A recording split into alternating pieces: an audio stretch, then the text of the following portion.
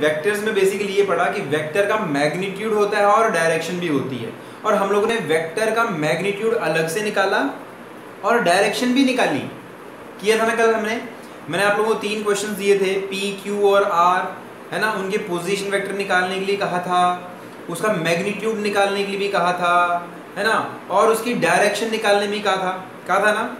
मैंने तुम्हें 3 क्वेश्चन दिए थे जिसमें पी क्यू और आर उनके कोऑर्डिनेट्स दिए थे, तो तुम्हें निकालना था ओपी वेक्टर निकालना था, तुम्हें ओ क्यू वेक्टर निकालना था, तुम्हें ओ आर वेक्टर निकालना था, फिर ओपी का मैग्नीट्यूड निकालना था, निकाला। तो हम लोगों ने एक एग्जांपल में देखे, तो मैं बताता हूँ कि अगर p कोऑर्डिनेट है मान लो 1, -1 और 1, तो OP वेक्टर हुआ I - j + k, होगा ना। मैग्नीट्यूड क्या होगा?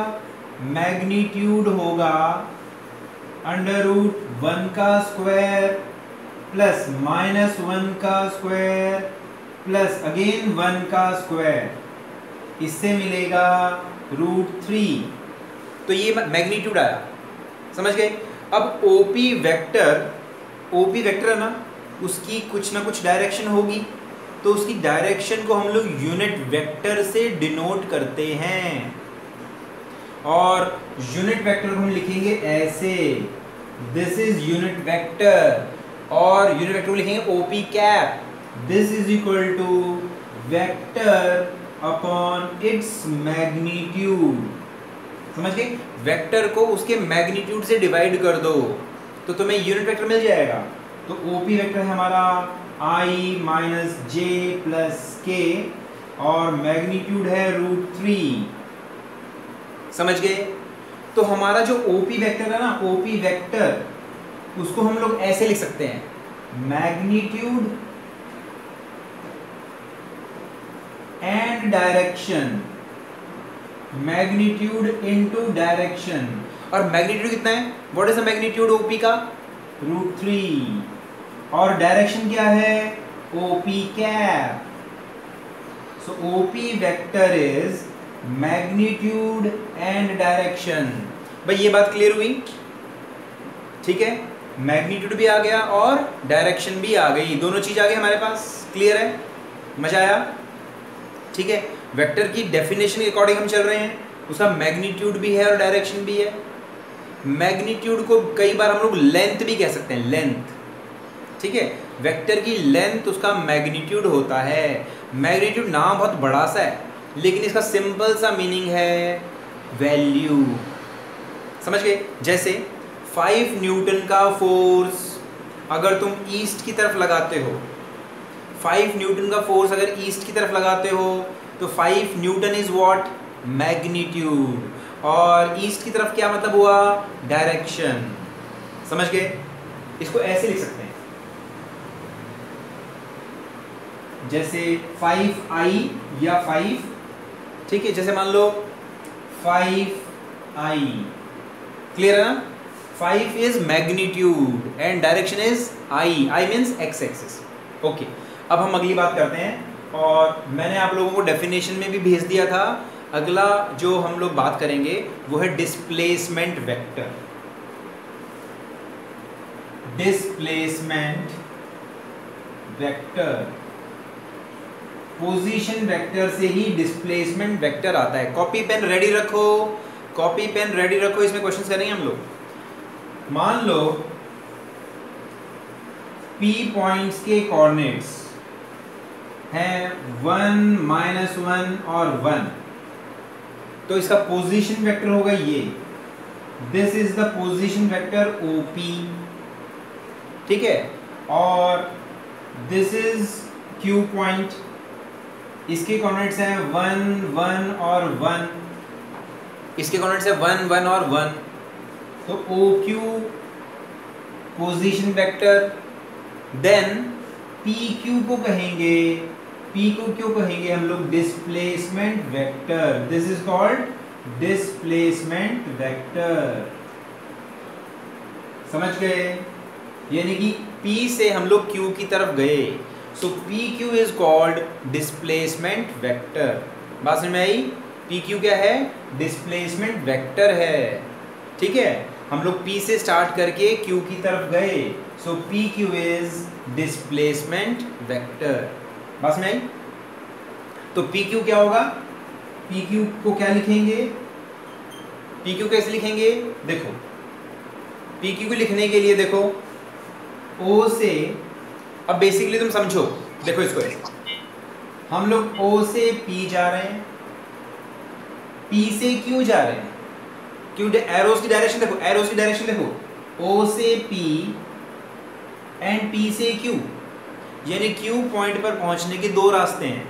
एक तो तुम सीधे चले जाओ, है ना, एरो के अकॉर्डिंग, एरो के अकॉर्डिंग। मान लो जैसे नॉर्मल टाइम्स में क्या होता था, सड़क पे चूना डालते हैं ना, चूना, ताकि कोई भी फंक्शन होता है तो फंक्शन में आने वाले जो गेस्ट्स हैं उस चूने को फॉलो करते करते घर पे पहुंच जाए, ऐसे ही होता है ना। तो मान लो कोई आदमी इस वाले रास्ते पे जाएगा तो सीधे फंक्शन के वेन्यू पे पहुंच जाएगा, कोई आदमी इस रास्ते पे जाएगा तो ऐसे जाएगा और ऐसे जा करके क्यू पॉइंट पे पहुंच जाएगा, है ना। बात समझ में आई कि अगर तुमने रास्ते पे चूना डाला हुआ है फंक्शन के वेन्यू के लिए, तो ओ से चल के यहाँ पर जाने वाला आदमी तो सीधे अपने फंक्शन वाले पॉइंट पे पहुंच जाएगा, और जो यहाँ से जाएगा वो ऐसे करके जाएगा। इसका मतलब क्या हुआ? इसका मतलब ये हुआ, इसका मतलब ये हुआ O Q is equal to, O से क्यू जाओ, ओ से क्यू जाओ, या ओ से पी जाके पी से क्यू जाओ, ओ से पी प्लस पी से क्यू। क्लियर है मेरी बात? Is this clear to all of you? सीधे ओ से क्यू जाओ या ओ टू पी जाओ फिर पी से क्यू जाओ। क्लियर है? सो पी क्यू क्या होगा? So P Q will be O Q minus O P. तो हमारा जो डिस्प्लेसमेंट वेक्टर क्या होगा?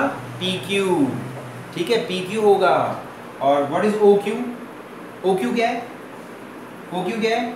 आई प्लस जे प्लस के, है कि नहीं? माइनस ओ पी क्या है? ओ पी है आई माइनस जे प्लस के। बोलो क्लियर है? तो व्हाट इज पी क्यू? क्या पी क्यू निकाल सकते हो? निकालो। सो पी क्यू हो जाएगा, यहां लिख लेता हूं, पी क्यू हो जाएगा।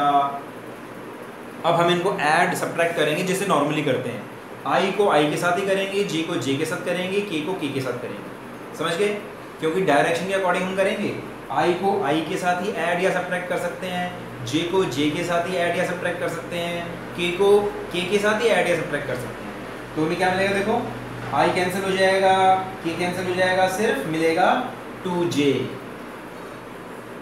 This is the displacement vector. समझ बात? इसका मैग्नीट्यूड क्या होगा? इसका मैग्नीट्यूड कितना होगा? What is the magnitude P Q? बताओ भाई, what will be the magnitude P Q? Unmute किया हुआ है, बता सकते हो। पी क्यू का मैग्नीट्यूड कितना आएगा? बोलो भाई बोलो, I am waiting for answers. नहीं समझ में आया?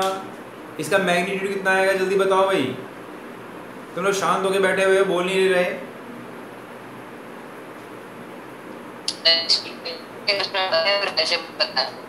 नहीं आया समझ में?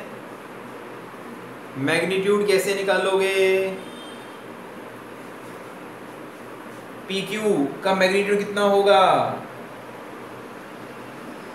अरे पी क्यू का मैग्नीट्यूड मैग्नीट्यूड राइट करके बता दो बेटा, आवाज क्लियर नहीं आ रही मुझे। यहां तो साफ नजर आ रहा है। मैग्नीट्यूड कितना होगा इसका? पी क्यू हमारा डिस्प्लेसमेंट वेक्टर है। What will be its magnitude? कैसे करते हैं? भूल गए? कोफिशिएंट अंडर रूट में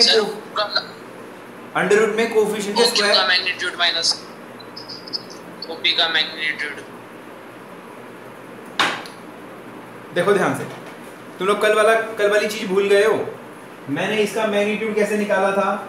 ओ क्यू का मैग्नीट्यूड कैसे निकाला?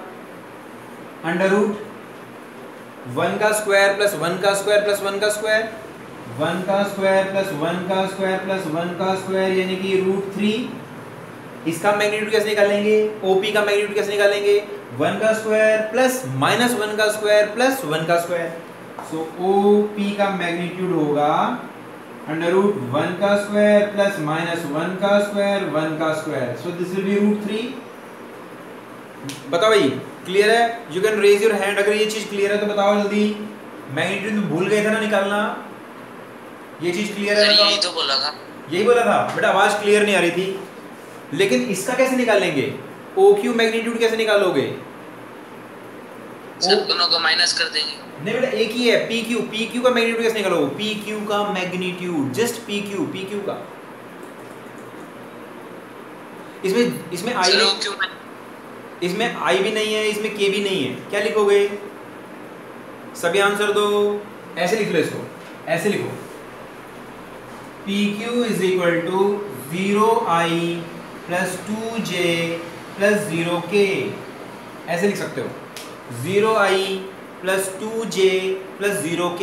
अब बताओ, अब पी क्यू का मैग्नीट्यूड कितना होगा? अब बताओ, अब पी क्यू का मैग्नीट्यूड कितना होगा? हाँ, this will be 0 square plus 2 का स्क्वायर प्लस 0 का square, that will be under root 4, that will be 2, है ना? ये नजर भी आ रहा है, देखो 2 सिर्फ नजर आ रहा है, सिर्फ 2 यही तो मैग्नीट्यूड है, क्योंकि इसमें आई भी नहीं है, इसमें जे भी नहीं है। बोलो क्लियर है? So magnitude is 2, magnitude is 2 and direction is बताओ भाई, direction is what is the direction? अरे डायरेक्शन क्या है यहाँ पर? हाँ y axis, this is y axis. ये तो बहुत सिंपल एग्जांपल था, this was very simple example. इसमें मैग्नीट्यूड भी साफ नजर आ रहा है और डायरेक्शन भी साफ साफ नजर आ रही है। तो हमने डिस्प्लेसमेंट वेक्टर निकाला और डिस्प्लेसमेंट वेक्टर का मैग्नीट्यूड भी निकाल लिया और उसकी डायरेक्शन भी निकाल ली। एक और एग्जांपल करते हैं। बोलो ये चीज क्लियर हुई सभी को? Raise your hands if you could not get it. If you could not get it you can raise your hand. Anshul got it, Saksham got it, Rakshita को समझ में नहीं आया लगता है। रक्षिता आ गया बेटा, देवांश, रक्षिता को भी आ गया, देवांश, मकुल बेटा बीच में प्रॉब्लम हो गई थी क्या? Okay Devansh got it. Mukul एक और क्वेश्चन करते हैं, एक और क्वेश्चन करेंगे, ईमानदारी के साथ करोगे ठीक है, और मुझे बताओगे, क्योंकि मुझे लग रहा है तुम लोगों को मैग्नीट्यूड निकालने में प्रॉब्लम आ रही है। चलो करो।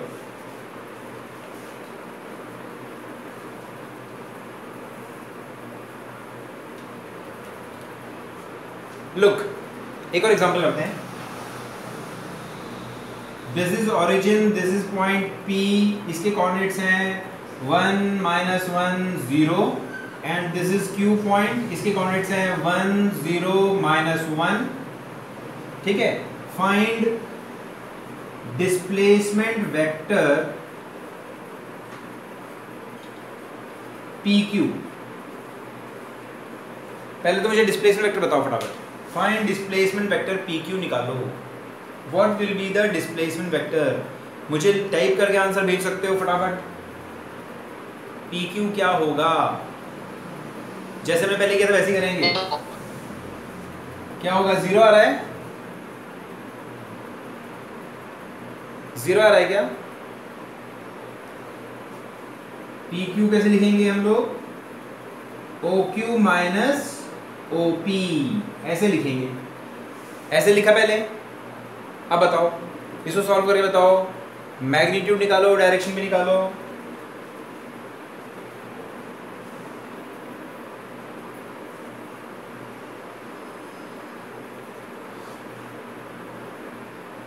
आया क्या?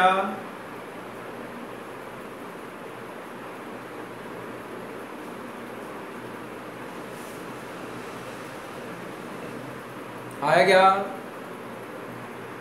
तो यहां देख रहे हैं इक्वल वेक्टर्स कौन से होंगे? ऐसे वेक्टर्स जिनका मैग्नीट्यूड और डायरेक्शन सेम हो। कोलिनियर वेक्टर्स कैसे होंगे? जो एक लाइन के अलोंग एक्ट करें। मैग्नीट्यूड तो डिफरेंट है दोनों का, है ना? मैग्नीट्यूड इज डिफरेंट, दोनों का मैग्नीट्यूड अलग अलग है लेकिन डायरेक्शन सेम है। So these are collinear vectors.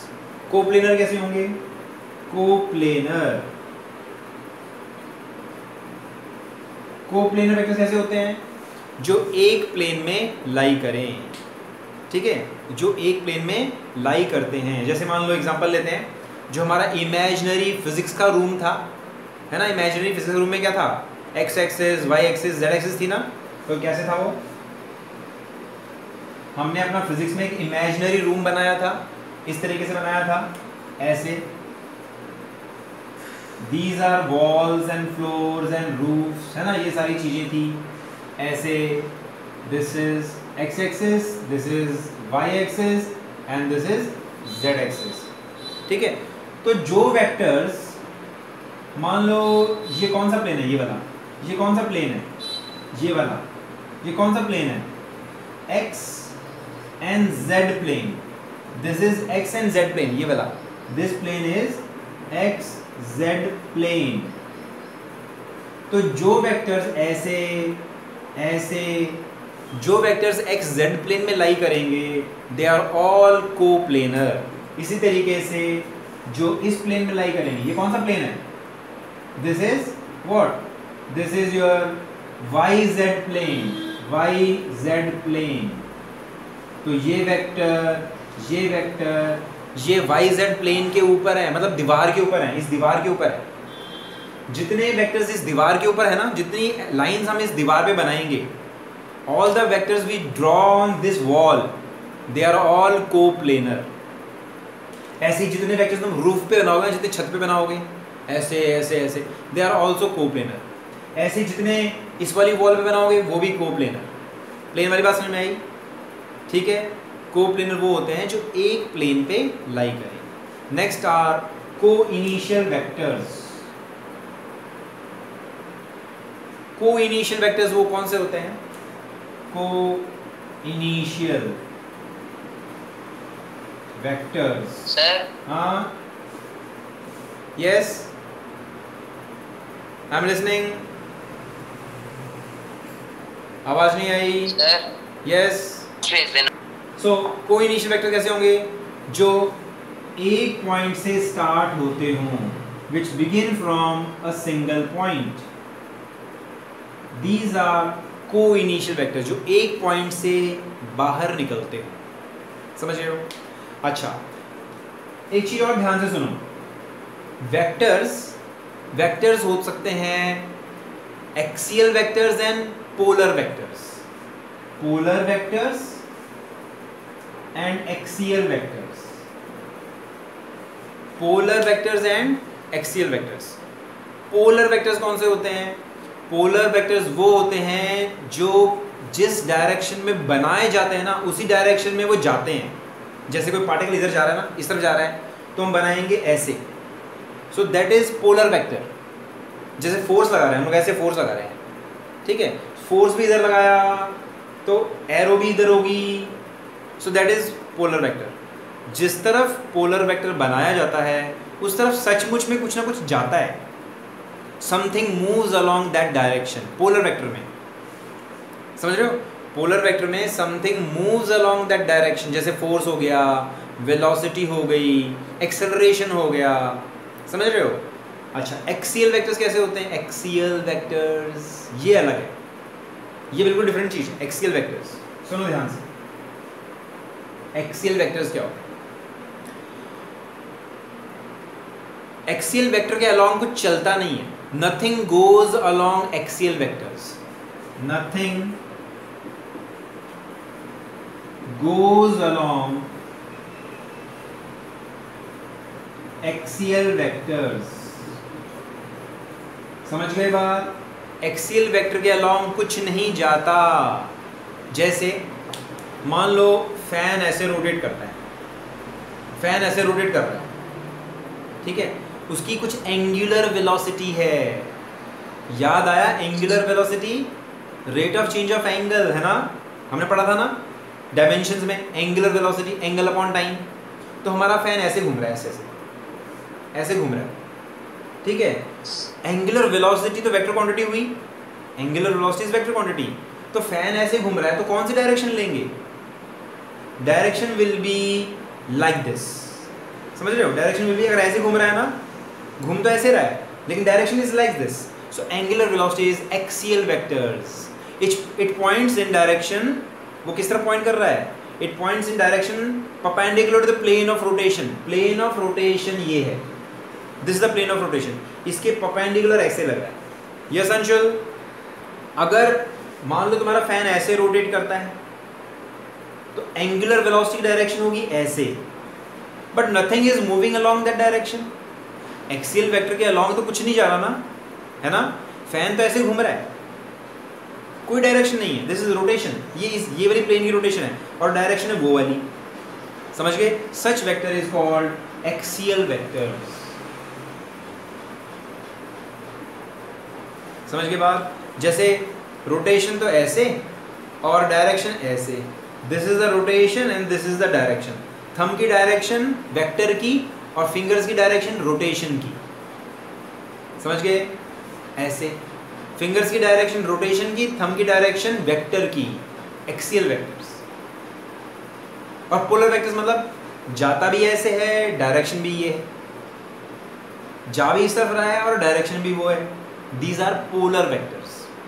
Clear है, मैंने इसी डेफिनेशन भेजी हुई तुम लोगों को, पोलर वेक्टर्स के अलोंग कुछ ना कुछ जाता है, जैसे वेलोसिटी, एक्सेलरेशन, फोर्स, लेकिन एंगुलर वेलोसिटी घूम ऐसे रहा है, डायरेक्शन ऐसे, these are axial vectors. Okay, next are localised vectors. Localised,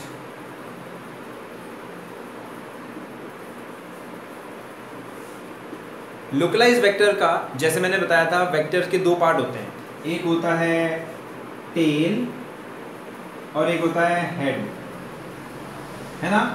vectors की क्या होते हैं, टेल होता है और हेड होता है। अगर टेल हो फिक्स्ड, टेल इज फिक्स्ड,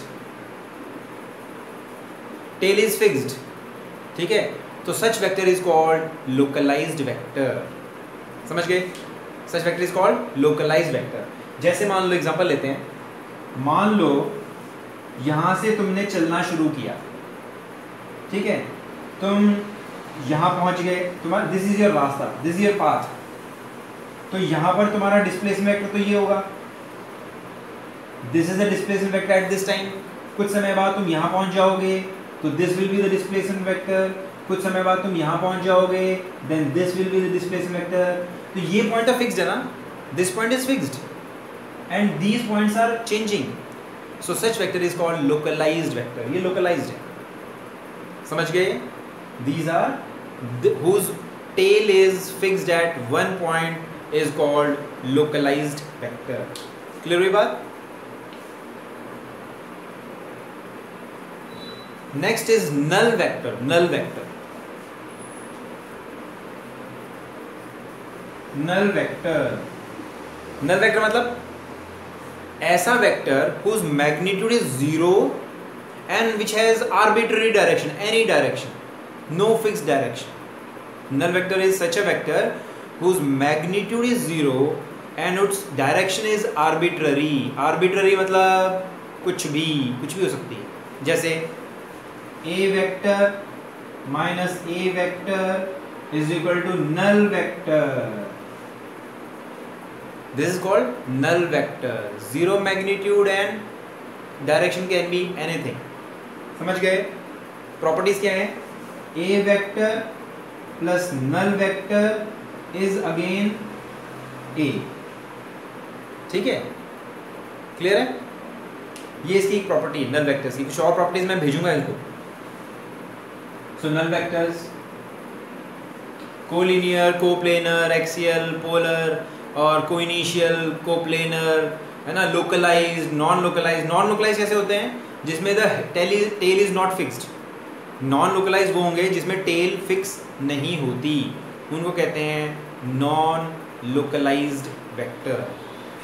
ठीक है, अब एक इम्पॉर्टेंट बात बताता हूँ, लास्ट इम्पॉर्टेंट बात आज के लिए। अगर हम किसी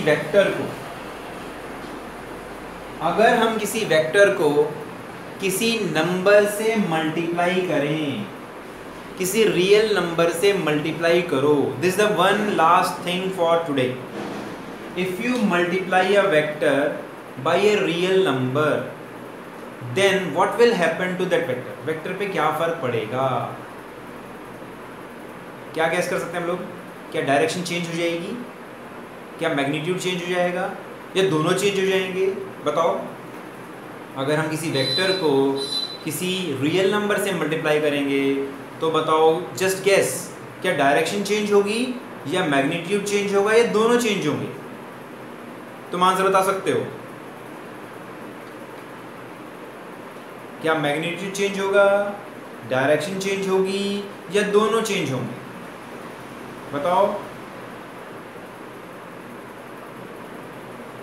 रिस्पॉन्स नहीं आ रहा।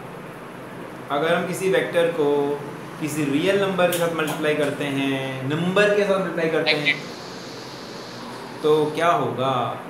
क्या डायरेक्शन चेंज होगी या मैग्नीट्यूड चेंज होगा, दोनों चेंज होंगे या कुछ भी चेंज नहीं होगा? नहीं, गैस नहीं कर पा रहे? Magnitude, yes, only magnitude will change. So magnitude will become